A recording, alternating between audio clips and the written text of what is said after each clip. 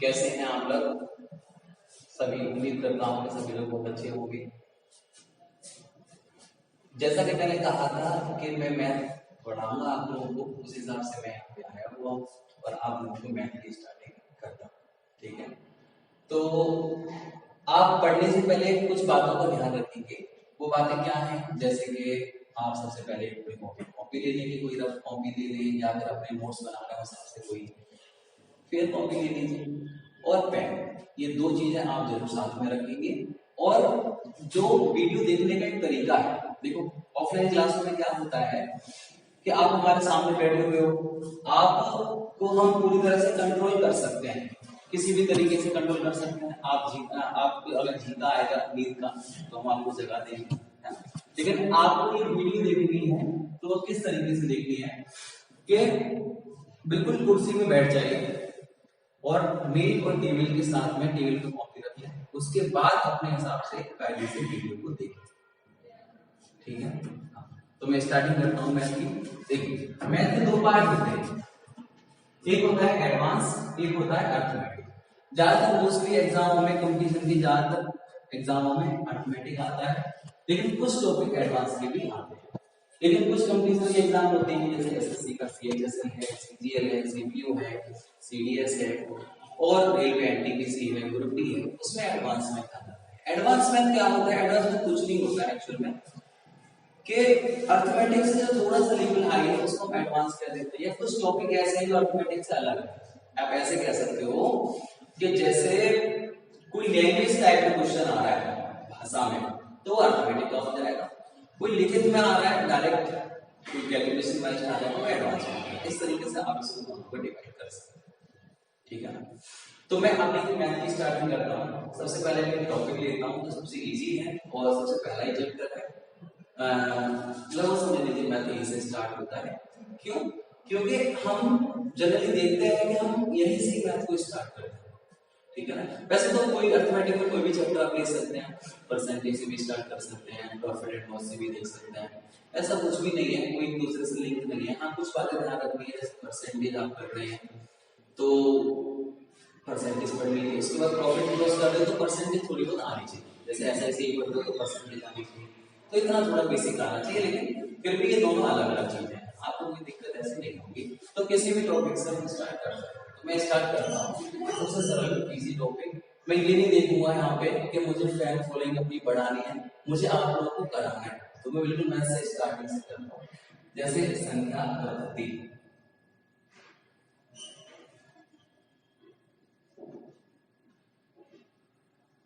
ये होता है नंबर सिस्टम।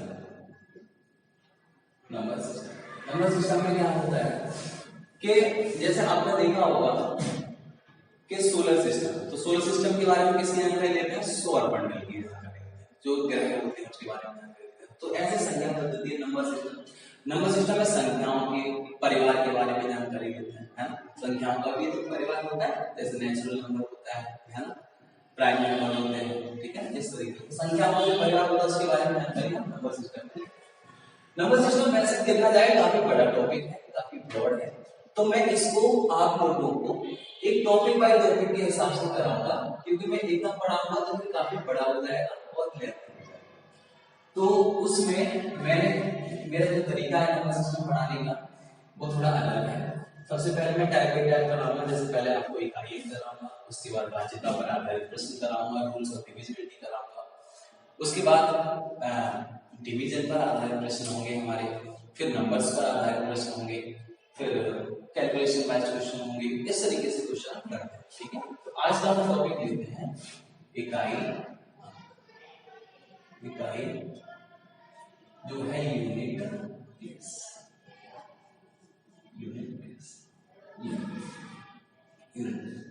क्या होता है इकाई? तो किसी भी नंबर का, कोई भी नंबर है, उसका जो पीछे से पहला डिजिट होता है वो इकाई अंक होता है। जैसे 544, तो 44 में जो पीछे का पहला अंक है वो इकाई अंक है हमारा, ये यूनिट प्लेस हो जाएगा। ठीक है, जैसे मैं कहता हूँ 332, तो 332 में ये जो अंक हो जाएगा वो हमारा क्या हो जाएगा? इकाई अंक। उसी तरीके से ऐसे तो क्वेश्चन नहीं आएंगे, बहुत सारे क्वेश्चन है 540 के इकाई होता है, ऐसे तो नहीं आएंगे, ये तो बालकों वाले क्वेश्चन होंगे, है ना, ये तो कच्चा इकाई वाला होंगे। तो आपके में क्वेश्चन कैसे आता है? क्वेश्चन आता है कि 333 plus 344 plus 343 plus 145 plus 148 147 plus 142 का इकाई क्या होगा? तो इसका इकाई को निकालने के लिए हमें क्या करना है? देखिए, हमें इस संख्या का टोटल मान कितना आएगा, वैल्यू कितनी आएगी, ये जानकारी नहीं देनी है, हमें सिर्फ इकाई को निकालना है। तो इकाई होता है पीछे का पहला डिजिट, है ना। तो अगर हम सारा मान क्यों निकालें, सारी वैल्यू क्यों निकालें, इन सबको जोड़े क्यों? क्योंकि जब हमें उत्तर ही इकाई अंक का देना है तो क्यों ना हम अंतिम अंक की बात करें सिर्फ। तो अंतिम अंक हमारा कैसे आ जाएगा, जैसे 3 और 4 7, 7 और 3 10, 10 और 5 15, 15 और 8 23, 23 और 7 30, 30 और 2 32, ठीक है। तो ये अंतिम अंक 32 जो हो गया, उसका इकाई अंक कितना है 2, तो इसका मतलब है इसका इकाई अंक हो जाएगा 2। तो इस क्वेश्चन का इकाई कितना हो जाएगा मेरे भाई 2 हो जाएगा, ठीक है। सभी विद्यार्थियों को समझ में आ रहा होगा। अगर कोई भी बात है आपको समझ में नहीं आती है, कोई भी क्वेश्चन कराते समय, तो आप कमेंट बॉक्स में कमेंट करके पूछ सकते हैं, उसका आपको रिप्लाई दिया जाएगा, ठीक है ना। तो ये क्वेश्चन आपको समझ में आ गया।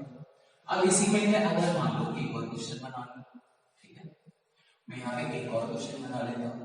जैसे मान लीजिए मैं यहाँ पे इंटू कर लेता हूँ, समझते रहना सभी लोग आराम से, कोई भी पॉइंट छूटेगा नहीं, कोई भी ऐसा चीज नहीं होगी जो मैं आपको छोड़ूं। जैसे मैं ऑफलाइन में पढ़ाता हूँ उसी तरीके से मैं आपको ऑनलाइन में पढ़ाने की कोशिश करता हूँ। देखिए, तो यहाँ इंटू हो गया सारे, तो इंटू हो गया, तो भी हमें वैल्यू की आवश्यकता नहीं है, हमें तो फिर भी यूनिट डिजिट की जरूरत। तो यूनिट डिजिट, सॉरी मैं यहाँ पे थोड़ा गलत लिख दिया मैंने, unit digit, sorry unit digit,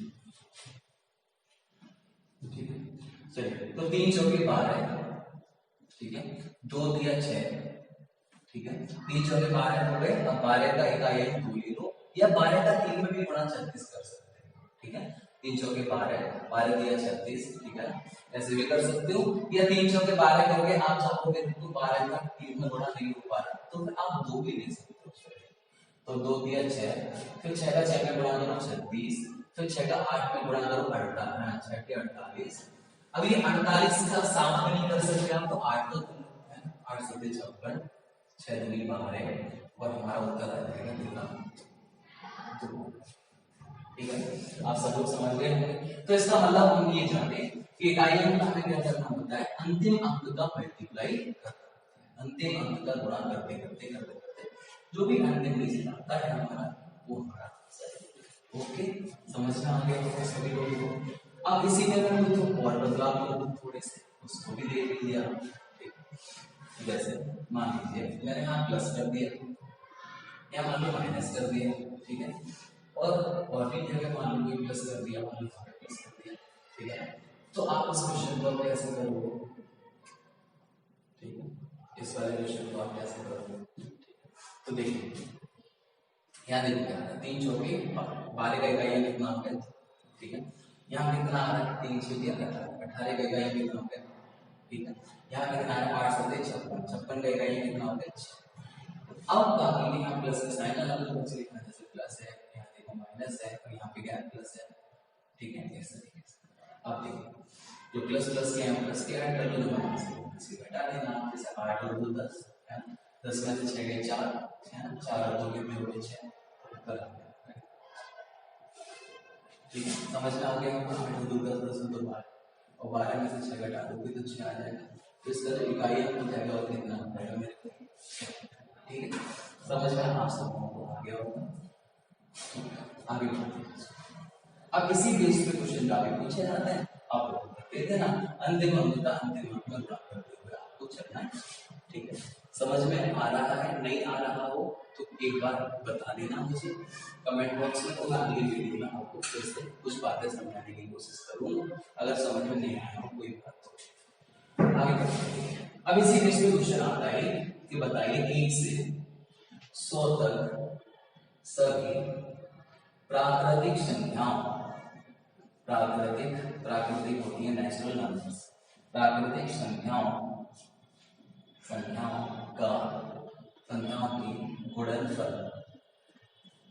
की गुणनफल का इकाई अंक क्या हो, ये क्वेश्चन। ठीक है, तो 1 से 100 मतलब 1 into 2 into 3 into 4 into 5 into 6 into 7 into 8 dot 99। अब कैसे करेंगे इस क्वेश्चन को?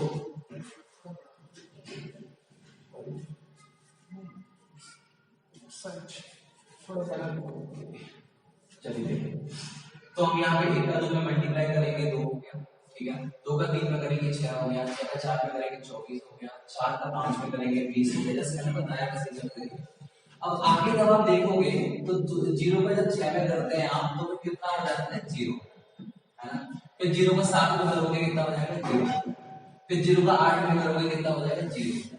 कहने का मतलब मेरा ये है कि जैसे ही लगता है 0 हो गया, ठीक है, और 0 कब हो जाएगा जब कोई 5 और 2 का मल्टीप्लाई हो जाए, या कह सकते हैं 5 का और किसी सम संख्या मल्टीप्लाई हो जाए, या कह सकते हैं कि कोई ऐसी संख्या का मल्टीप्लाई हो जाए किसी ऐसी संख्या में जिसमें 5 का और 2 का एक फैक्टर आ रहा है, जैसे 10 का 14 में गुणा हो जाए, है ना, या 10 का अगर दिक्कत हो रही है आपको तो 15 दे दो, क्योंकि 10 में तो 0 साफ साफ चमक रहा है ना, आप कहोगे जिसमें तो 0 है तो 15 ले लेते हैं भाई, 15 लोगे तो 15 में एक 5 का फैक्टर है, 5 दिए 15 होते हैं, और यहाँ 2 का फैक्टर है 2 से 14 होते हैं, 5 और 2 गुणा करके 10 कर देते हैं, 10 कर देते हैं मतलब 0 हो जाता है। इसका मतलब ये है कि 0 का फिर तो सब में गुणा करते रहो, आंसर तो 0 ही आता है। तो आपको ऐसे करके याद रखना है कि 5 से ऊपर या 5 से लेकर कितने तक भी मल्टीप्लाई आप ऊपर करोगे, 1 से लेकर 100 तक बोलूं, 1 से लेकर 200 तक बोलूं, 1 से लेकर 50 तक बोलूं, बस 5 और 2 आ जाए उसके बीच में, तो उस क्वेश्चन का आंसर इकाई का क्या होगा, उस क्वेश्चन का आंसर इकाई का होगा आपका कितना 0, तो उसका आंसर होगा आपका 0। ठीक है, तो समझ में आपके होगा सभी लोगों को। चलिए एक और क्वेश्चन लेते हैं इसी प्रकार से, 1 से 100 तक सभी, यहाँ पे मैं थोड़ा चेंज कर दे रहा हूं, सम प्राकृतिक, सम अगर कर लोगे इसका आंसर 0 आएगा, तो 10 आएगी 20 आएगी, चलो विषम ले लेते हैं। विषम प्राकृतिक संख्याओं का, विषम प्राकृतिक संख्या की गुणनफल का इकाई क्या होगा, तो 1 से 100 तक विषम संख्या क्या होती है, 1 होता है, 3 होती है, 5 होती है, 9 होती है, 11 होती है, डॉट डॉट डॉट डॉट 99। इसका इकाई देखो, तो देखो मैंने क्या बोला था आपको, जब 5 का एक फैक्टर मिल जाए और एक 2 का फैक्टर मिल जाए तब दोनों का गुणा करने पे 0 बैठता है।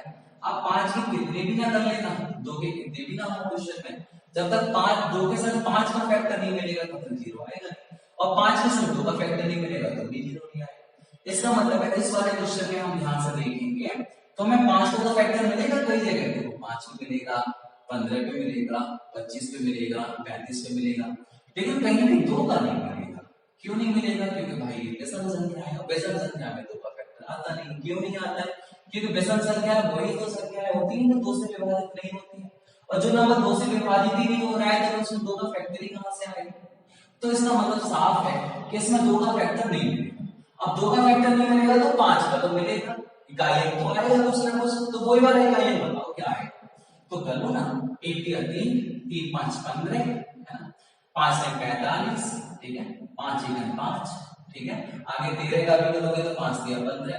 कहने का मतलब 5 का किसी भी विषम संख्या में गुणा करते रहो आप, कभी भी विषम संख्या में कितनी भी विषम संख्याओं में गुणा करते रहो 5 का, लेकिन इकाई हमेशा 5 ही आएगा, ये आपको ध्यान से समझना है।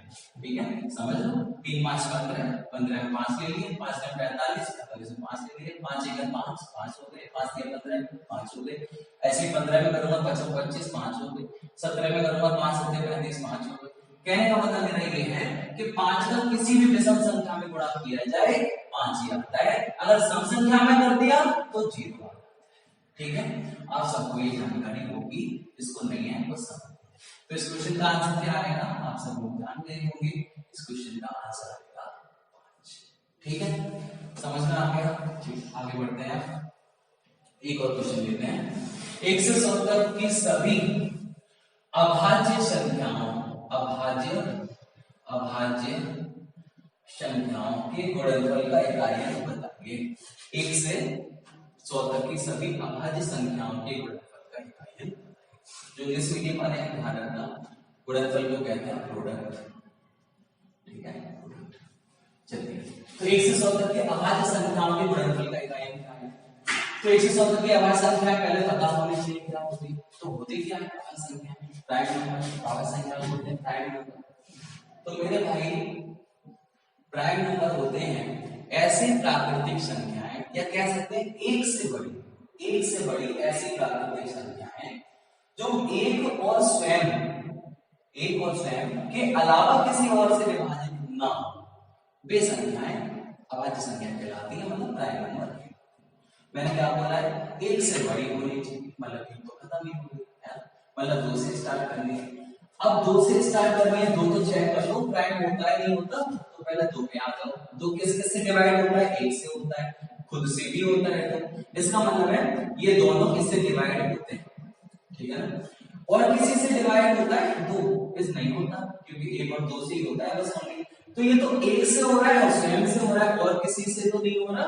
तो और किसी से नहीं हो रहा तो ये प्राइम नंबर हो जाएगा, अभाज्य संख्या हो जाएगी। लेकिन और किसी से भी हो रही हो कोई संख्या एक और स्वयं के अलावा, तो वो नंबर हो जाएगी भाज्य संख्या, ठीक है। वो विभाजित हो जाएगी, मतलब वो भाज्य संख्या। जैसे 4 है, 4 1 से कट जाता है, 2 से कट जाता है और स्वयं से भी कट जाता है ना। तो 4 कौन सी हो जाएगी? भाज्य। 6 भाज्य, 8 भी कट जाएगी 2 से, 9 भी कट जाती है 3 से। इस तरीके की संख्याएं भाज्य संख्याएं कहलाती है। तो सबसे छोटी अभाज्य संख्या ध्यान रखिएगा, कई बार क्वेश्चन आया है, सबसे छोटी अभाज्य संख्या 2 होती है, और ये एकमात्र सम संख्या भी होती है।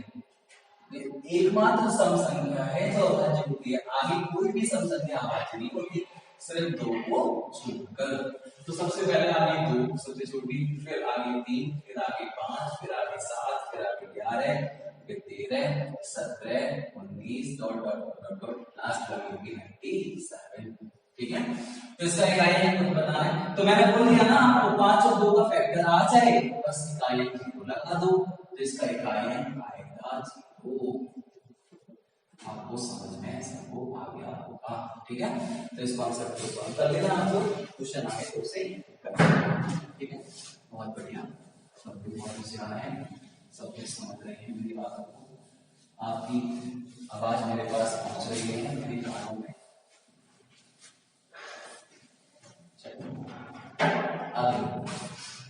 अब इसका सेकंड टाइम आता है इकाई और किस तरीके से एक्चुअली टाइप बाय पूछ लेंगे, टाइप लेके इकाई तरीके दे देता है क्वेश्चन पूछने के आधार पर। जैसे एक क्वेश्चन आता है 32 की पावर मान लीजिए है, मान लो 45, ठीक है। मुझे इसका चाहिए, ठीक है। तो इसका मतलब क्या हो गया 32 की पावर 45 का, कि 32 को कितनी बार गुणा करना है? 45 बार गुणा करना है। 32 को 45 बार गुणा करना है, 45 बार गुणा करना है, ठीक है।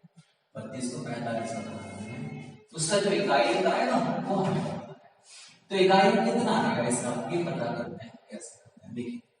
सबसे पहले एक चीज समझो, जैसे देखिए हमें पता है कि 2 को एक बार मल्टीप्लाई करते हैं तो 2 आता है, और 2 को 2 बार मल्टीप्लाई करते हैं तो 4 आता है, और 2 को 3 बार मल्टीप्लाई करते हैं तो 8 आता है, 2 को 4 बार मल्टीप्लाई करते हैं तो 16 आता है, 2 को 5 बार गुणा करने पर 32 आता है, 2 को 6 बार गुणा करने पर 64 आता है, 2 को 7 बार गुणा करने पर 128 आता है, और 2 को 8 बार गुणा करने पर 256 आता है, 9 बार के लिए 512 आता है, 10 बार के लिए 1024 आता है, और 11 बार के लिए 2048 आता है, और 12 बार के लिए भी कर लो 2 की पावर 12 ये कर लेते हैं, 2 की पावर 12 4006। तो गौर से देखो जरा, यहाँ पे देखो यहाँ भी तो यही हो रहा है 2 गुणा 2 गुणा 2 गुणा 2, हमें तो अंतिम अंक से मतलब है ना, 32 32 से मतलब थोड़ी ना 32 की जगह से 42 हो जाए, 42 की जगह से 52 हो जाए, चाहे 152 हो जाए, चाहे कुछ और भी हो जाए, हमारा उससे तो हमें कोई लेना देना है ही नहीं। हमें लेना देना किससे है? हमें लेना देना है सिर्फ 2 से। चाहे मैं यहाँ 132 कर दूं चाहे 1032 कर दूं, उससे हमें कोई मतलब नहीं है। ठीक है, तो यहाँ देखो ये मैंने क्या लिखा, ये मैंने लिखा कि 2 को एक बार और लगाने का 2 ऐसे करके, तो देखो 2 4 8 6, 2 को जब आप गुणा करते हैं ना आपस में, तो 2 को 2 बार गुणा करोगे तो 4 हो जाएगा, फिर अगली बार गुणा करोगे तो 8 हो जाएगा, फिर अगली बार गुणा करोगे तो 16 16 मतलब 6, ठीक है 6, फिर अगली बार गुणा करोगे तो फिर दोबारा 6 दूनी 12 के 2 2, फिर 2 दूनी 4, फिर 8 है ना, फिर 6, 2 4 8 6, 2 4 8 6, 2 4 8 6, 2 4 8 6, ऐसे करके रिपीट होगा 4 4, मतलब 4 4 की सीरीज बन जाती है एक 2 को बार बार गुणा करके। तो इसका मतलब ये हुआ हमारा कि ये 4 4 करके वही संख्या इकाई देगा, यहां से यहां तक 2 सॉरी 4, फिर इसके बाद 6, यहाँ पे 8, फिर 6, 2 4 8 6, फिर आगे 2 4 8 6, है ना।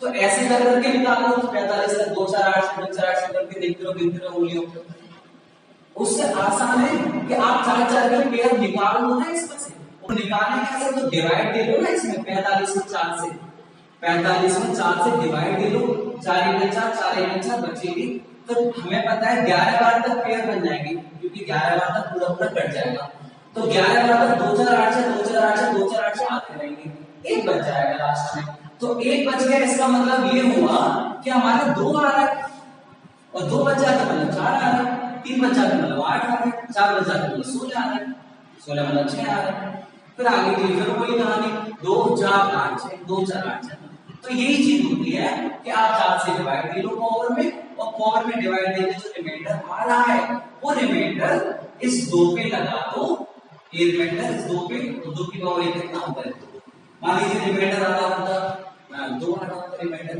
तो 2 की पावर 2 लगा देते 4 हो जाता, 3 रिमाइंडर आ रहा था 2 की पावर 3 लगा देते 8 हो जाता, 4 रिमाइंडर आ रहा था 2 की पावर 4 कर देते 16, है ना।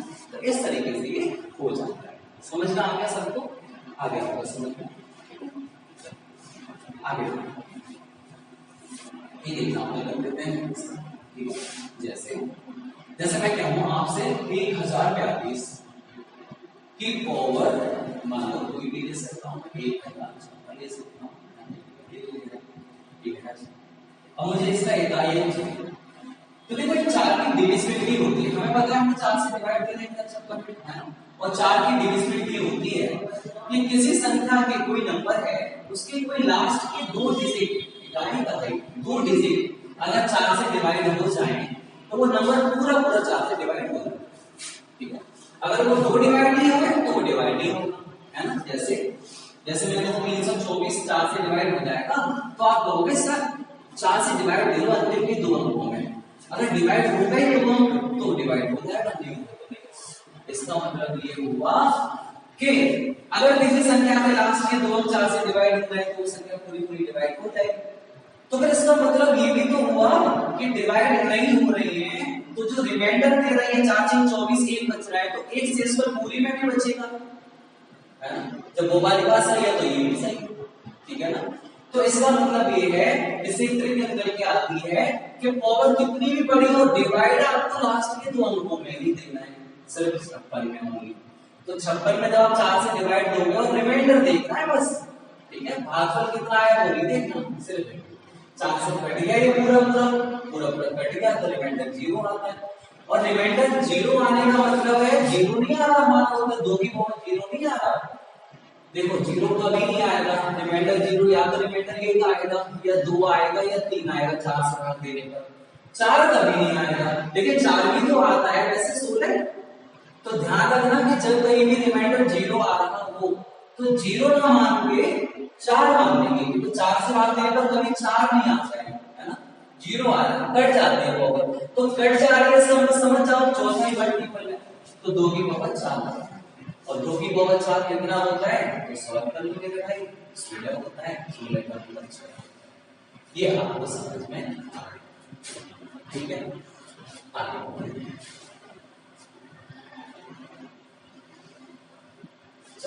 नेक्स्ट देखते हैं, अब ये प्रोसेस कर किसके लिए सकते हो आप, 4 से भाग देने वाला, तो मैं बोलूं आप सबके लिए कर सकते हो, 0 को लास्ट में देखो, जैसे 1000 मैंने अभी हम 132 दिया था 32 दिया था 132 कर दे रहा हूं, मैं 132 की जगह 133 लिख दूं, मैं 134 लिख दूं, 135 लिख दूं, 136 लिख दूं, कुछ भी अंक लिख दूं यहाँ पे लास्ट में, आप ये 4 से डिवाइड देके रिमाइंडर को पावर के रूप में मानने वाला जो मेथड है वो किसी के लिए भी कर सकते हो, लेकिन आपको करना सिर्फ 2, 3, 7, 8 के लिए ही है। तो कहोगे सर बाकी के लिए क्या करें, बाकी छोड़ देंगे क्वेश्चन? नहीं, छोड़ने नहीं है, बाकी के लिए मैं कुछ और सरल बता दूंगा आपको, उससे भी आसान, तो उससे भी हो जाएंगे और इससे तो हो ही जाएंगे। अगर भूल जाओगे तो 4 से डिवाइड देंगे तो भी कर लेना, जैसे मैं एग्जांपल लेता हूं 23 की पावर 42, इसका इकाई मुझे चाहिए। अब मैं इसको आगे भी कितना बड़ा कर सकता हूँ, इसको भी पावर को कितनी बड़ी कर सकता हूँ, हमें सिर्फ अंतिम अंक से मतलब है और पावर के लास्ट के 2 अंकों से मतलब है बस। और पावर में देना है 4 से डिवाइड, जो रिमाइंडर आना है शेषफल वो कितना आएगा, 4 × 40 2, और 3 की पावर 2 हमारा है कितना, ये होता है, ठीक है। तो 7 होता है ऐसे यहाँ पे, तो 7 पे 2 की पावर चढ़ा देते हैं, 8 होता तो 8 पे 2 की पावर चढ़ा देते हैं, है ना। ये आप प्रैक्टिस कर लेना, बहुत सारे क्वेश्चन आपकी किताब जो किताबों से आप क्वेश्चन सॉल्व कर रहे हो प्रैक्टिस कर लेना उनसे, आपको सबको क्लियर हो जाएगा। अब देखिए बाकी के लिए क्या करते हैं, है ना, उनको भी समझाना, वैसे हो तो इससे भी सारे जाएंगे, लेकिन बाकी के लिए अलग से देखो, जैसे 0, 1, 5 और 6, ये 4, इन चारों अंकों का इकाई क्या आएगा, तो इन 4 अंकों की पावर कितनी भी करते जाओ, 0 का 0 में मल्टीप्लाई कितनी भी करते जाओ, आंसर इकाई में 0 ही आएगा, है ना। 1 का 1 में कितनी बार गुणा करते जाओ, 1 1 का 1, फिर 1 1 का 1, फिर 1 1 का 1, कितनी बार गुणा करते जाओ, आंसर 1 ही आएगा, है ना। 5 का 5 में कितनी बार गुणा करते जाओ, देखो 5 5 5 5 25 25 में 5 ले लिए, 25 5 ले लिए, 25, इसका मतलब है 5 से 5 है, कितनी बार गुणा करते हैं, तो इसका भी 5 है, 6 का भी कितनी बार गुणा करते हो, देखो 6 का भी आपस में कितनी बार गुणा करते हैं, 36 के 6, 36 के 6, 36 के 6, इसके 6 है। तो कहने का मतलब मेरा ये है कि इन चारों के जरिए इकाइयां जो होते हैं वो क्या नहीं होते, चेंज, इसलिए चेंज, ठीक है, इसके चेंज देखो ना, 0 का 0 ही रहता है, 1 का 1 ही रहता है, 5 का 5 ही रहता है और 6 का 6। जैसे एग्जांपल मैं आपसे बोलूं 1035 की पावर 148 का इकाई बताओ, तो आपको देखना है यहाँ 5 है, आगे 5 आएगा, हाँ होता 6 आएगा, 1 होता है 1 आएगा, 0 होता है 0, ठीक है, समझ में आ गया होगा, तो इन चारों के लिए भी हो गया। अब कौन बचा, तो बचेगा 4 भी बचा और 1 भी बचा, ठीक है, भी बचा। तो 4 के लिए क्या करते हैं, तो 4 के लिए भी मैं आपको ट्रिक बता देगा, आप ट्रिक बना लो, बना दो, देखो कैसे बनाओगे।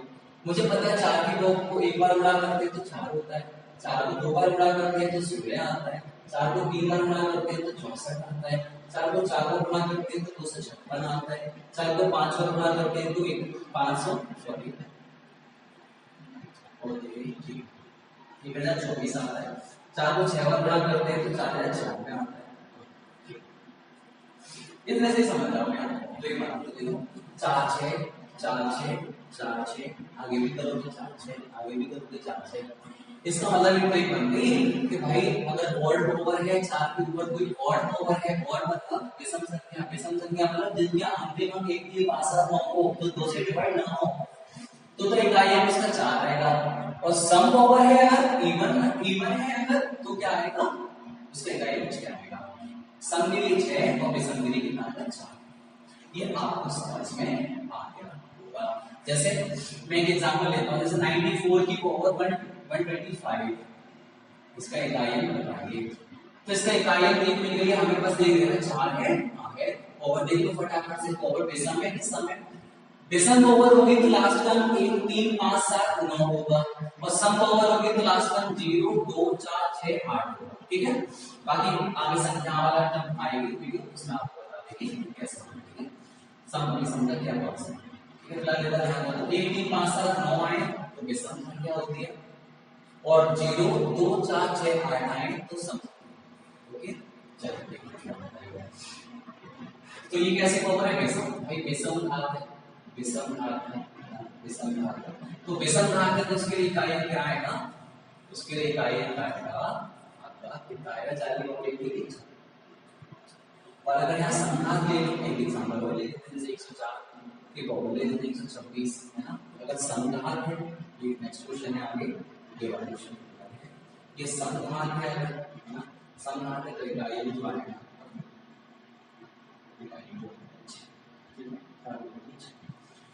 तो ये आप एक घंटा लगाना बैठोगे तो कुछ समय भूल जाओगे, अगर समझोगे तो लंबे समय तक याद रहेगा। नेक्स्ट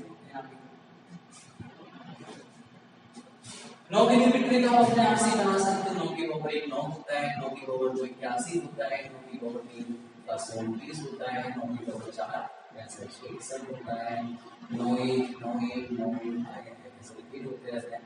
मतलब बेसन के लिए 9 सम के लिए 1, बेसन के लिए 9 सम के लिए 1 है ना। ये भी कांसेप्ट है, जैसे 89 है, 89 की पावर 23 है तो बेसन को ओवर है ना, बेसन में आ गए ऊपर तो इसका मतलब इकाई इसका आएगा 9 इकाई आएगा 9।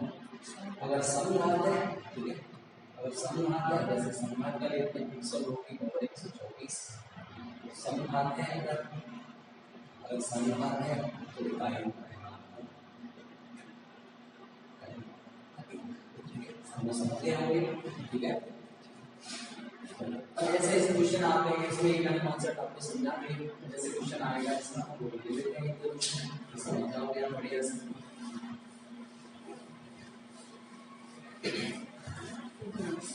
क्वेश्चन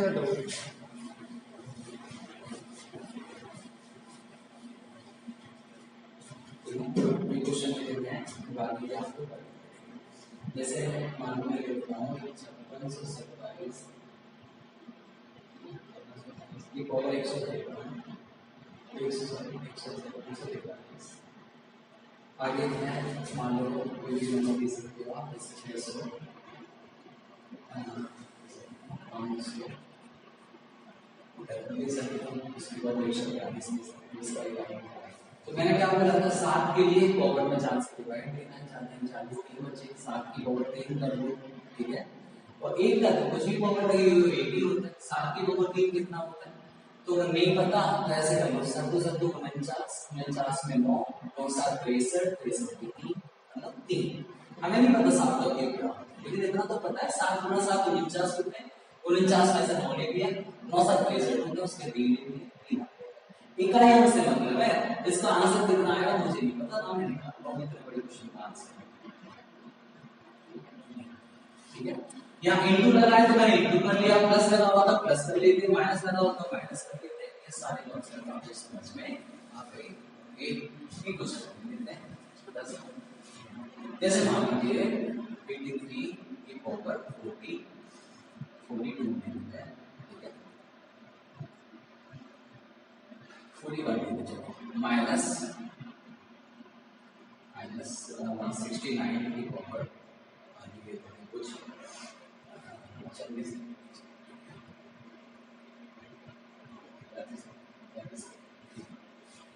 देखो तो यहाँ 3 है ना तो 4 बाई 40 कितना हो गया सिस्टम 1 हो गया है ना, 3 की पावर कितना होता है 3 होता है।